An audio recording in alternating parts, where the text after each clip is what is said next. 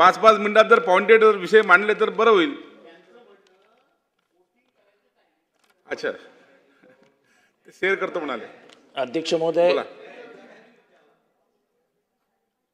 महानगरपालिकेतील क्षेत्रातील मूलभूत सुखसोयीचा विकासासाठी व वैशिष्ट्यपूर्ण कामासाठी 1500 कोटी रुपये बाब क्रमांक 88 द्वारे दर्शवण्यात आलेले आहेत. या पैशाचं वाटप कसं होतं? नाही, नगर विकासला काय पैशाची कमीच नसते, त्याची काय काळजी करू नका. पण आता थोडंसं घर्षण दिसतं आजकाल, कारण का सोडताना कमी सोडतात, ते चालू असतं.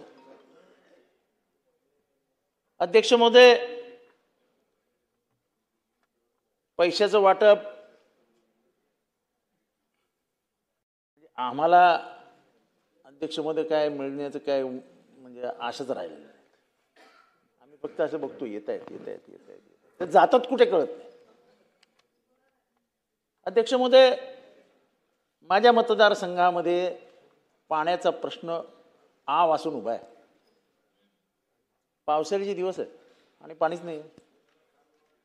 काल सगळ्या गरिबांनी मोर्चा काढला. महानगरपालिकेकडे उत्तरच नाही. साधे पाईप घ्यायला पैसे नाहीत महानगरपालिकेकडे, पाईप घ्यायला. अध्यक्ष महोदय, मी नेहमी या ठिकाणी मांडत आलो आहे, MSRDC, MMRDA 44,000 कोटी, अमुक कोटी तमुक कोटी. हे आत्ताचे उपमुख्यमंत्री आणि तेव्हाचे मुख्यमंत्री हे माझ्या नगरीतले आहेत. आधी नगरसेवक होते. नाही, मित्र आहेत खरे. काय लाजायचं काय? फक्त ते आजकाल थोडंसं आता मोठे झालेत, ते मैत्रीचा दर्जा बदलतो. अध्यक्ष महोदय, मुख्यमंत्री एवढं सगळं काम करत असताना या शहराला एक धरण दिलं असतं, त्यांच्या आयुष्यभर लोकांनी नाव काढलं असतं. आयुष्यभर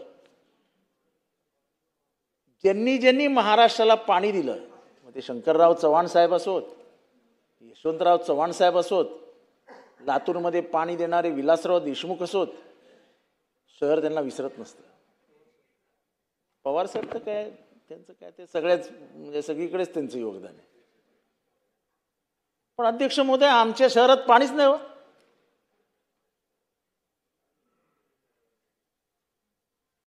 माझ्या इथे मी 4 वेळा सूचना मांडली मागच्या 3 अधिवेशनामध्ये, 4 वेगवेगळ्या माध्यमातून येतोच आहे पाण्याच्या प्रश्नावर. स्वतः उपमुख्यमंत्र्यांच्या म्हणजे ते तेव्हा नव्हते नगरविकास म्हणून, इथे मंत्री महोदय सामंत साहेब बसले होते. ते म्हणालेले की मी नगरविकासची जबाबदारी माझ्याकडे दिलेली आहे. त्याने झालं आयुक्त बैठक घेतील, सगळे मार्गी लावतील. 1% ही प्रश्न मार्गी लागलेला नाही. 1%. मुंब्रा शहरामध्ये 7 टाक्या मंजूर झाल्या, 7 टाक्या बांधणार म्हणून. अधिकारी उत्तर काय देतात? कॉन्ट्रॅक्टर ऐकतच नाहीत. अरे कॉन्ट्रॅक्टरच्या जीवावर महानगरपालिका चालते. करा ना ब्लॅकलिस्ट त्याला. त्याची करोडो रुपयाची बिलं तुम्ही काढता आणि जेव्हा काम करण्याची वेळ येते तेव्हा तुम्ही सांगता कॉन्ट्रॅक्टर ऐकत नाही आणि पाण्यासाठी लोकांना वणवण भटकावं लागतं. आज कळव्यातलं पाणी, ठाणे शहराला पाण्याचा पुरवठा कमी होतो म्हणून ठाण्यातच थांबवण्यात आलेलं आहे आणि कळव्याला पाणी नाही. अध्यक्ष महोदय, हा विषय कधी सोडवणार? म्हणजे हे जे पैसे आहेत हे फक्त पेपरावर दाखवण्यासाठी आहेत की आपल्या लाडक्या आमदारांना, लाडक्या बहिणीसाठी सारखं, म्हणजे आपल्या लाडक्या आमदारांना की तुला किती पाहिजे, 50 कोटी घेऊन टाक, आम्हाला पैसे देऊ नका, आम्ही मागायला आले तर सांगा नाही देणार. नागरिकांनी काय पाप केलंय, त्यांना तर द्या. अध्यक्षमध्ये खोटी बिलं तर अशी ठाणे महानगरपालिकेमध्ये निघतात की विचारतात सोय नाही. कंप्लेंट करून करून थकलो, काय दखल घ्यायला तयार नाही.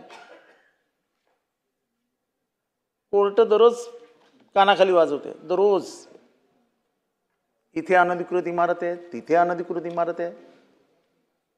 उगाच कोर्ट बिचारा आयुक्तांना काय ते विटनेस बॉक्समध्ये उभं करून ठेवतं. आयुक्तांची चुकी आहे. अध्यक्ष महोदय, आपल्या कायद्याप्रमाणे अनधिकृत बांधकाम जिथे झालं तिथला एएमसी, तिथला डीएमसी, तिथला पोलीस अधिकारी यांची जबाबदारी नाही, यांची काहीच जबाबदारी नाही. अख्खं शहर अनधिकृत बांधकामाच्या विळख्याने वेढलं गेलंय. अख्खं शहर. ताई गेल्या आणि याच्याने पर्यावरणाचा ऱ्हास होतोय. ताई ताई जाऊ नका, 2 मिनिटं थांबा, बसा 2 मिनिटं. अच्छा अच्छा, जाऊन या मी थांबतो.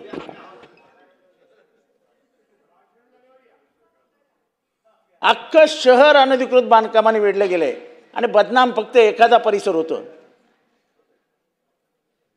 आज दिव्यासारख्या शहरामध्ये 160 इमारतींचं बांधकाम सुरू आहे. 160 इमारतींचं. कोण लक्ष देणार? पार्किंग नाही, सीवरेज नाही, पाण्याचा सप्लाय नाही. मग चोरून पाणी घ्यायचं, लाईनी त्या सीवरेजच्या लाईनी खाडीत सोडून द्यायच्या. खाडीचं गटर झालो. आजपासून 20-25 वर्षापूर्वी तिथले जे स्थानिक आहेत, जे कोळी आगरी बांधव आहेत, ते असे जाळ्या टाकून मासे घेऊन यायचे.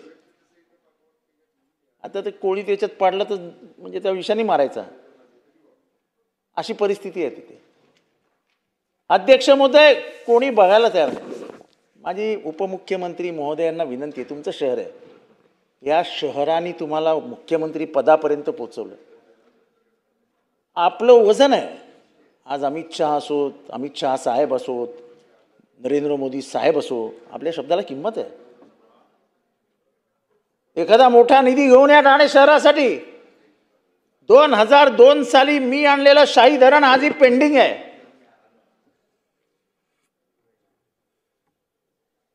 घ्या ना, पैसा घ्या आणि ते शाही धरणाला सुरुवात करा. काळू नदीवरील धरणाला सुरुवात करा.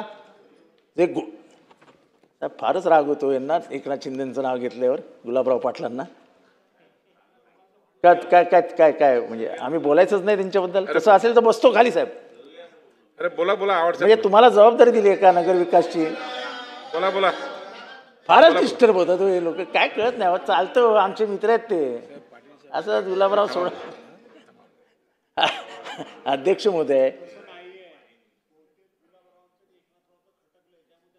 आणि तरीच खूप नाही साहेब, काय माहिती, एक प्रश्न गंभीर आहे. गुलाब जरा कोमजलेला दिसतो आजकाल.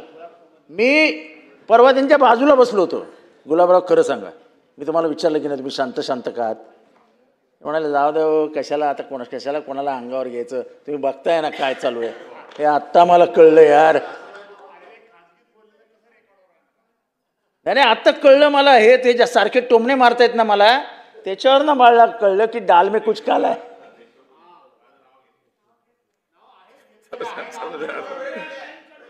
बोला बोला. मी यांचं नाव घेतलंच ना, मी गुलाब म्हटलं.